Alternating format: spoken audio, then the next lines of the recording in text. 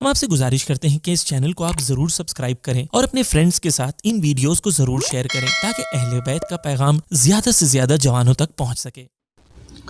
طلوع عشق، پہلی بات، ازدواج یا شادی، ناموس فطرت اور قانونی شریعت۔ دریچے۔ اب آسمانی ملاپ کا وہ پرشکو لمحہ نزدیک آ پہنچا ہے۔ دو ہم سفر نوجوان خداوند عالم کی مرضی اور رضا کے مطابق چاہتے ہیں کہ ایک دوسرے کے ہاتھ میں ہاتھ دے کر زندگی کے راستے پر قدم اٹھائیں اور اپنے بلند و بالا اہداف کی طرف حرکت کریں۔ یہ کیسا مضبوط اور اہم عہد و پیمان ہے۔ انسان کی طبع اور جبلت اپنے جوڑے کی متلاشی ہے، جبکہ جان و دل میں معجزاً یہ دریائے پورے تلاطم صرف وہ ہمسر اور ہم رتبہ اور ہم پلہ ہی سے ساکن ہو سکتا ہے۔ بے قرار روح اس کے بغیر فیکے پن اور خلا کا احساس کرتی ہے۔ خدا بھی ان میں سے ہر ایک کو دوسرے کے بغیر پسندیدہ نگاہوں سے نہیں دیکھتا ہے، جبکہ پیغمبر اکرم صلی اللہ علیہ وآلہ وسلم نے شادی کو اپنی سنت، رضا الہی تک پہنچنے کی راہ اور نصف دین کو محفوظ کرنے کا وسیلہ قرار دیا ہے۔ رشتہ ازدواج میں منسلک ہونے والے یہ دونوں نوجوان زندگی کے اس معاہدے کے متعلق زیادہ جاننا چاہتے ہیں کہ تاکہ وہ علم اور آگاہی کے ساتھ قبول ہے کہہ سکیں، لہذا اس سید کی باتوں کو سننا کس قدر شیریں ہے۔ زندگی کا ہدف۔ زندگی ایک طولانی سفر ہے جس میں مختلف منزلیں ہیں، لیکن اس کا ایک بلند و بالا ہدف بھی ہے۔ زندگی میں انسان کا ہدف یہ ہونا چاہیے کہ وہ اپنے اور دیگر موجودات عالم کے وجود کو اپنے معنوی کمال کے لیے استعمال کرے۔ حقیقت تو یہ ہے کہ ہم اس دنیا کے لیے خلق نہیں ہوئے ہیں۔ ہم نے دنیا میں اس حالت میں قدم رکھا ہے کہ ہمیں اس میں آنے کا کوئی اختیار نہیں تھا۔ ہم اس دنیا میں ایک ایسے بچے کی مانند ہیں جو دوسرے سے اثر لیتا ہے۔ زمانہ گزرنے کے ساتھ ساتھ آہستہ آہستہ ہماری عقل و رشد پیدا کرتی ہے اور ہم اختیار اور انتخاب کی قدرت کے مالک بن جاتے ہیں۔ یہ وہ جگہ ہے جہاں لازمی ہے کہ انسان صحیح انداز سے سوچے، صحیح چیز کا انتخاب کرے اور اپنے اس انتخاب کے مطابق قدم اٹھائے اور آگے بڑھے۔ اگر انسان اس فرصت کو غنیمت جانے اور اس دنیا کے چند دنوں سے کہ جب تک وہ یہاں ہے بہترین استفادہ کرے تو وہ اپنے آپ کو کمال تک پہنچا سکتا ہے، اور جس دن اس دنیا سے رخصت ہوگا تو وہ اس شخص کی مانند ہوگا کہ جو زندان سے رہائی پاتا ہے اور یہیں سے حقیقی زندگی کا آغاز ہوتا ہے۔ شادی اسلامی اقدار کا جلوہ۔ سب سے پہلی اور بنیادی بات یہ ہے کہ یہ شادی کی جسے خداوند عالم نے انسانی رشد و کمال کے لیے بہترین روش و طریقہ قرار دیا ہے اور انسانی خلقت بھی اسی کا تقاضا کرتی ہے، خداوند عالم کے اسرار میں سے ایک سر، اس کی نعمتوں میں سے ایک نعمت اور حیات بشری کے مظاہر میں سے ایک ناقابل اجتناب مظہر ہے۔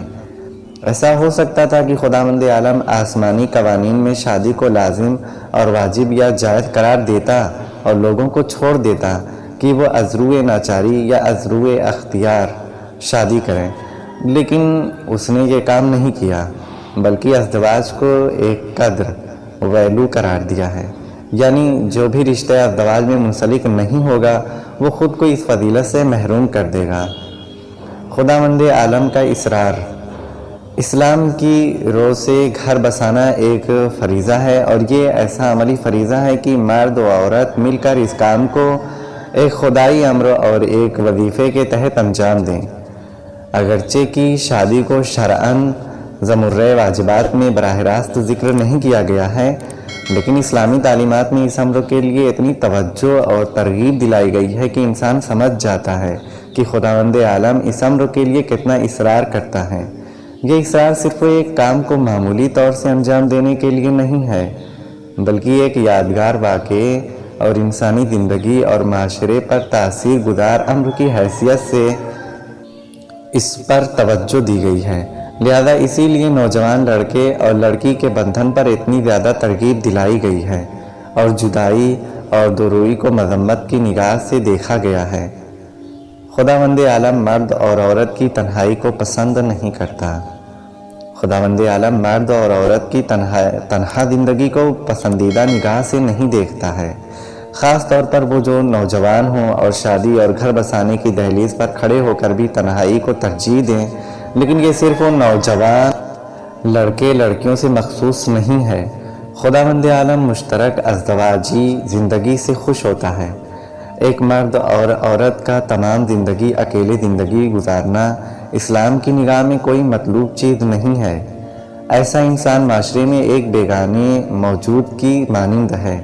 اسلام کی خواہش یہ ہے کہ ایک گھرانہ انسانی معاشرے کی ایک حقیقی اکائی ہو، نہ کہ ایک اکیلا انسان۔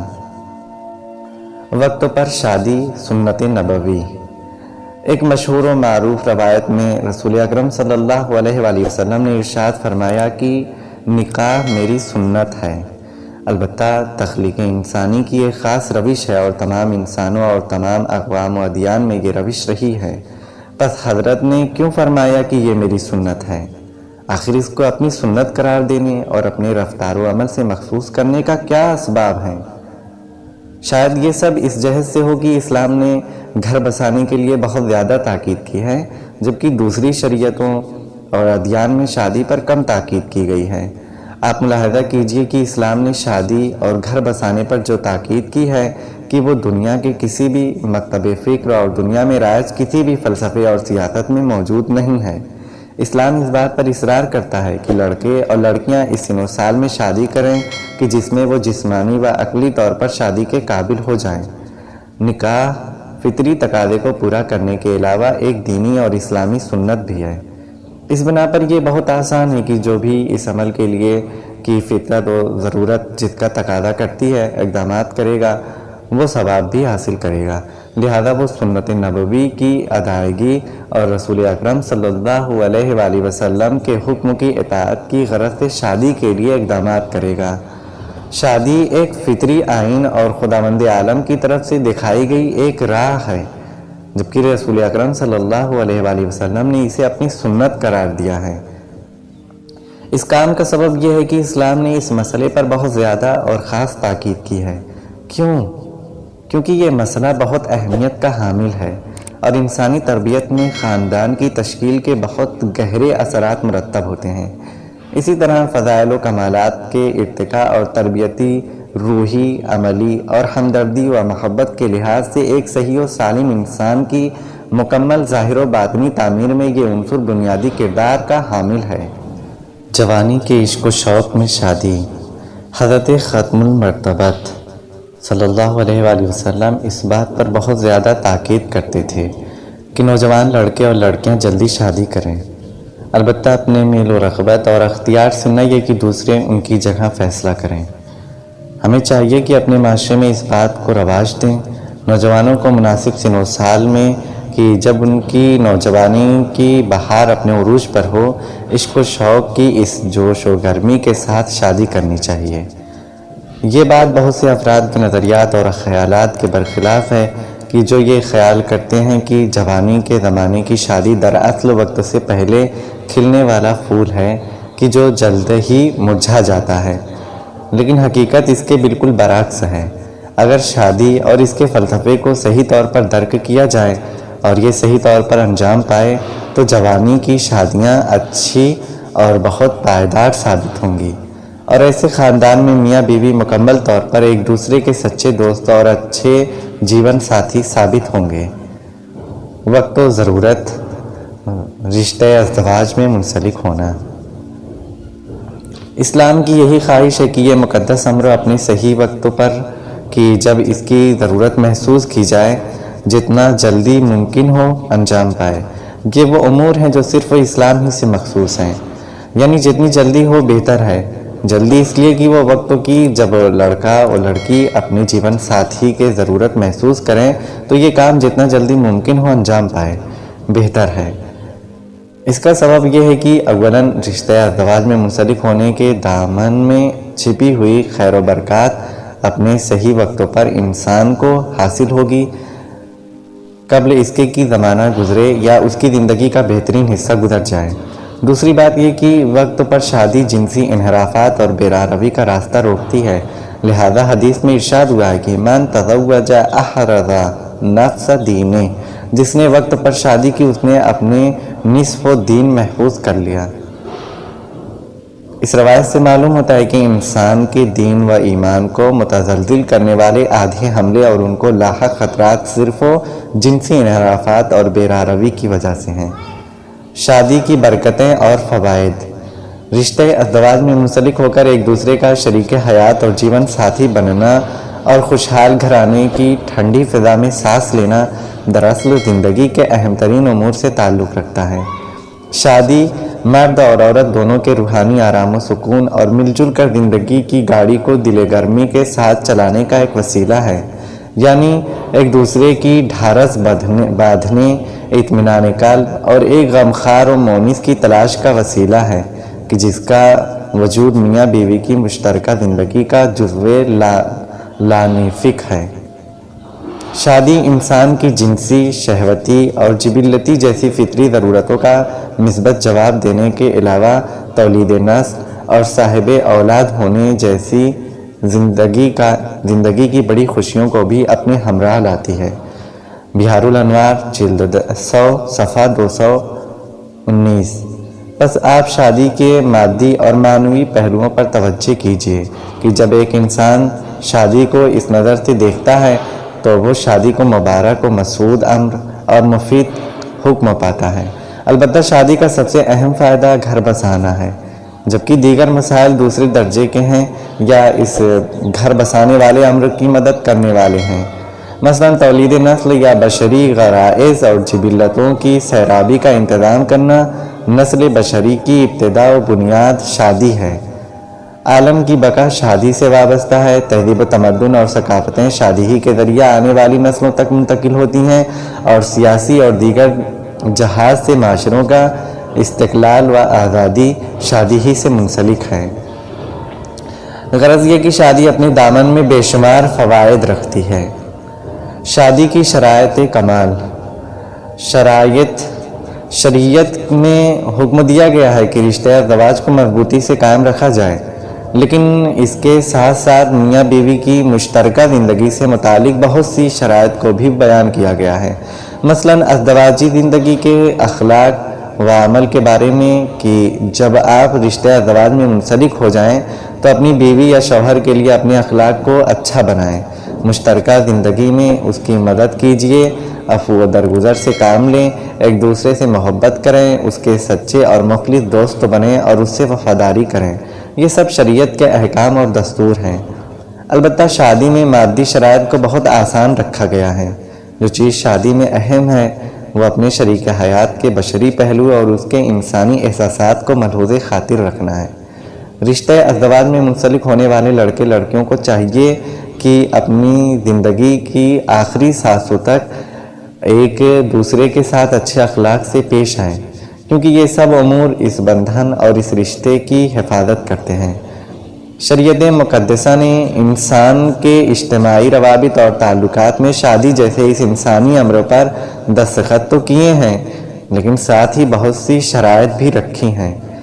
اب ان جملہ شرائط میں سے ایک شرط یہ ہے کہ یہ انسانی امر ایک انسان کے دوسرے انسان سے رابطے کے دائرے سے خارج ہو کر ایک تجارتی لین دین کے معاملے میں تبدیل نہ ہو جائے۔ اس چیز کو شریعت ہرگز پسند نہیں کرتی۔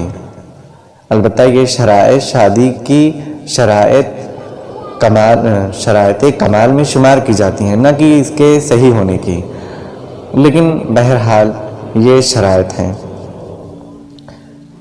اسلام کی نظر میں کف اور ہم پلہ ہونے کا تصور۔ شریعت مقدسہ میں شادی کے لیے جس چیز کو متعین کیا گیا ہے وہ لڑکے اور لڑکی کا ایک دوسرے کا عفو اور ہم پلہ ہونا ہے۔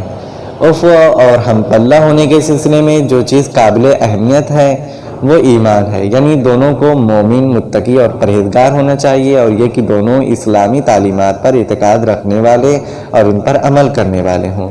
جب یہ چیز حاصل ہو جائے تو بقیہ دوسری مادی چیزوں کی کوئی اہمیت نہیں رہتی۔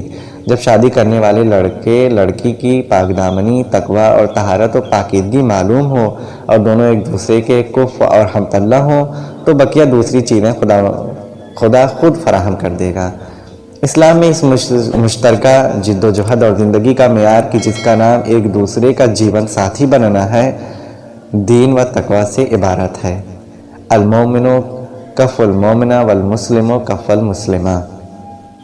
وسائر الشیعہ جلد 20 صفحہ 67۔ یعنی مومن مرد و مومن عورت کا کف ہے، جبکہ مسلمان مرد و مسلمان عورت کا ہم پلہ ہے۔ یہ ہے دین کا بتایا ہوا معیار۔ البتہ جو بھی رائے خدا میں آگے پیش قدم، دوسرے سے زیادہ فداکاری کرنے والا، دوسروں کی نسبت زیادہ آگاہ اور بندگان خدا کے لیے زیادہ ہمدرد اور انہیں نفع پہنچانے والا ہوگا، وہ سب سے بہتر اور بلند مقام کا حامل ہے۔ ممکن ہے کہ عورت اس مقام کی مالک نہ ہو تو اس میں کوئی قباحت نہیں، لیکن عورت کو چاہیے کہ خود کو اس بلند مقام کی طرف حرکت دے۔ یا ممکن ہے کہ عورت کا مقام مرد سے زیادہ بلند ہو اور مرد اس رتبے کا حامل نہ ہو، پس مرد کو چاہیے کہ اس بلند مقام و منزل کی جانب قدم اٹھائے۔ عاقل اور غافل انسان کا فرق۔ ایک وقت تو انسان شادی کرتا ہے اور کہتا ہے کہ پروردگارا میں شادی کر رہا ہوں اور اپنی ایک فطری ضرورت کو پورا کر رہا ہوں۔ ممکن ہے کہ اس کی طبیعت و مزاج ہی اسی طرح کا ہو کہ وہ خدا کا شکر کرے، اگرچہ کہ وہ اپنی زبان سے یہ جملہ ادا نہ کرے یا ذہن میں بھی نہ لے کر آئے، لیکن توجہ رہے کہ انسان کی فطری ضرورت صرف اس کی جنسی خواہش کو ہی پورا نہیں کرتی، بلکہ مرد و عورت دونوں رشتہ ازدواج میں منسلک ہو کر اپنی مشترک زندگی کا آغاز کرتے ہیں، اپنا گھر بساتے اور اپنی چھوٹے سے خاندان کو وجود میں لے کر آتے ہیں۔ یہ بھی انسان کی ضرورتیں ہیں اور دیگر ضروریات کی مانند اس کا وجود انسانی حیات کے لیے اشد ضروری ہے۔ چنانچہ وہ کہتا ہے کہ خدا بندہ، میں اپنی اس فطری ضرورت کو پورا کر رہا ہوں، میں تیرا شکر گزار ہوں کہ تو نے مجھے موقع فراہم کیا، مجھے اجازت دی، مجھے یہ وسیلہ عطا کیا اور مجھے اچھی شریک حیات نصیب ہوئی۔ میں شادی کے بعد بھی اپنی نئی زندگی میں پوری کوشش کروں گا کہ تیری رضا اور خوشنودی کے مطابق عمل کروں۔ یہ ایک طرح سے شادی کرنا اور اپنی نئی زندگی کا آغاز کرنا ہے۔ ایک اور انسان ہے جو شادی تو کرتا ہے لیکن نہ خدا کا شکر ادا کرتا ہے، نہ اپنی شریک حیات کی قدر و قیمت جانتا ہے اور نہ ہی اس فرصت کو غنیمت شمار کرتا ہے جو اسے حاصل ہوئی ہے۔ یہ آدمی مست اور غافل انسان کی مانند ہے۔ اگر ایسی زندگی کو دوام بھی حاصل ہو جائے تو بھی یہ کبھی شیرین نہیں ہو سکے گی اور نہ ہی اس میں ایک دوسرے کی نسبت اپنی ذمہ داریوں کا خیال رکھا جائے گا۔